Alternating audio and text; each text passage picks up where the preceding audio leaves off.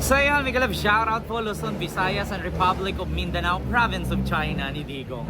So ngayon po mga kababayan, meron na po akong reaksyon na kung saan, kilala nyo naman po si Dado. No, si Dado po ay isang retired na military na kung saan galit na galit kay Marcos. And nagbanta pa nga na lahat daw ng mga vlogger ni BBM ay papatayin daw nila.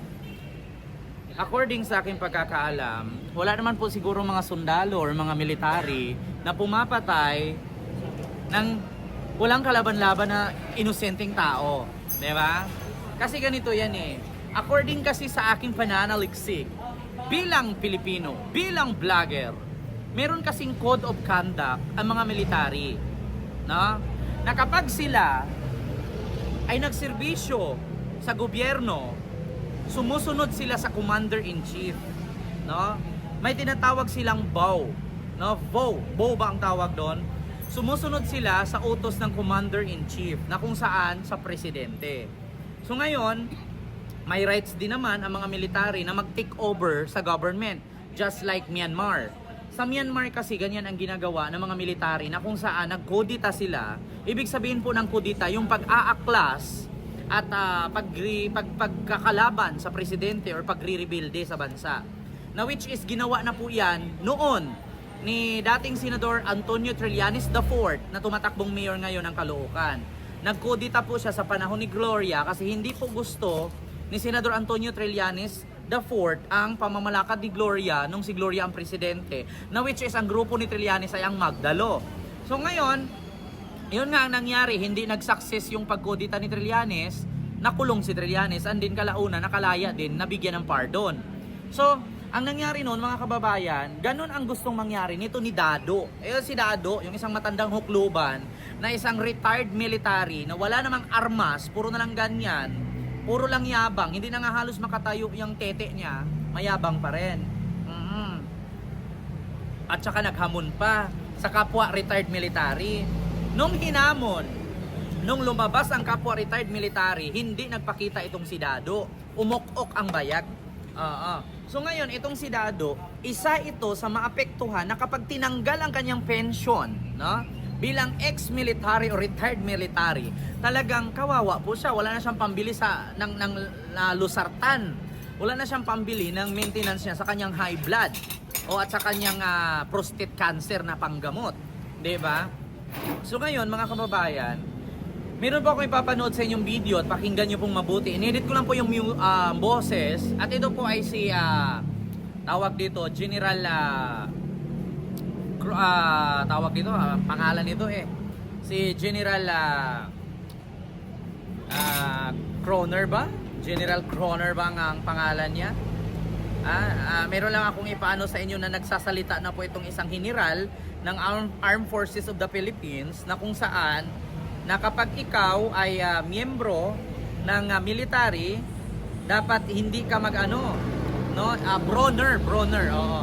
Si General Bronner na kung saan ang sabi niya kapag ikaw ang military, dapat sumunod ka lang sa inuutos ng Commander-in-Chief at dapat yung loyalty mo ay nasa bayan, nasa bansa, hindi ka sumasali pagdating sa usaping politika. Dapat neutral ka lang. So ang ginawa nga ni Dado, sa bagay si Dado may karapatan naman mag-react kasi siya ay retired na. Yun nga lang, retired siya, wala namang kwenta.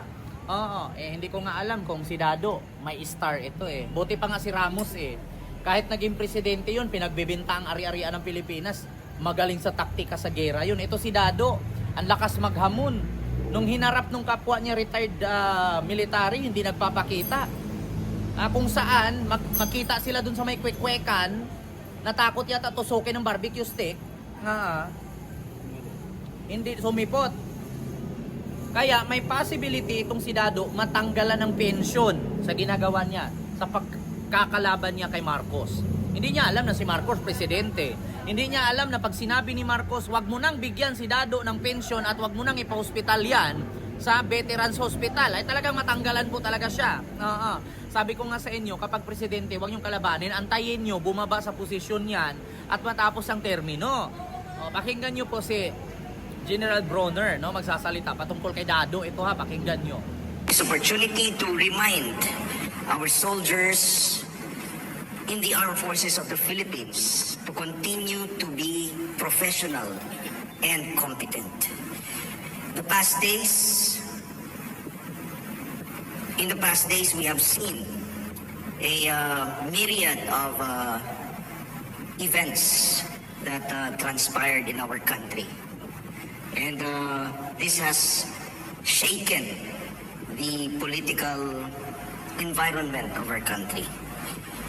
As soldiers, we should not be shaken by this. Hindi dapat tayo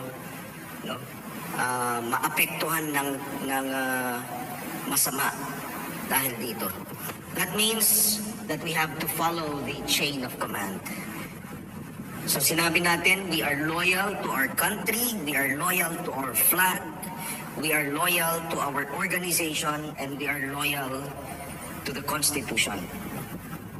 This also goes to say that we are loyal to the duly constituted authorities.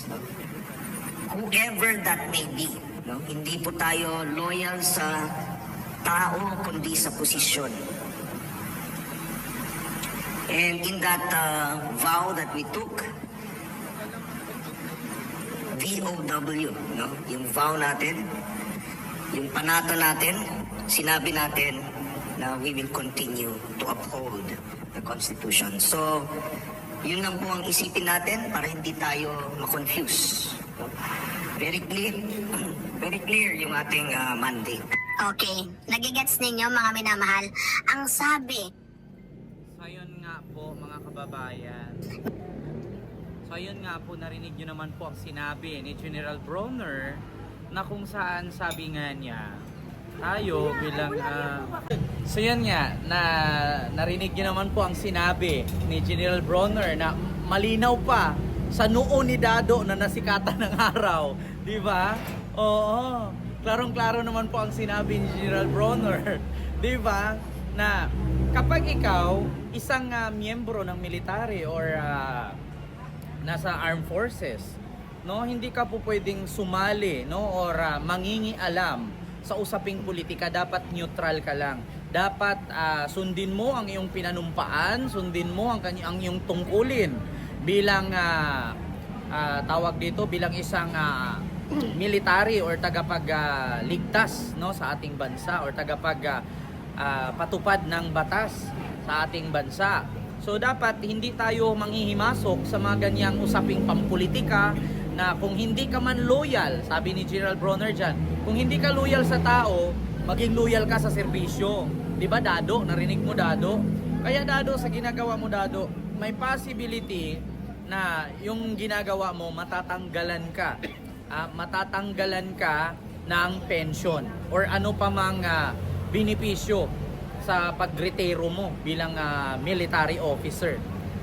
Kasi actually mga kababayan, itong si Dado kasi puro puro yabang, puro hamon.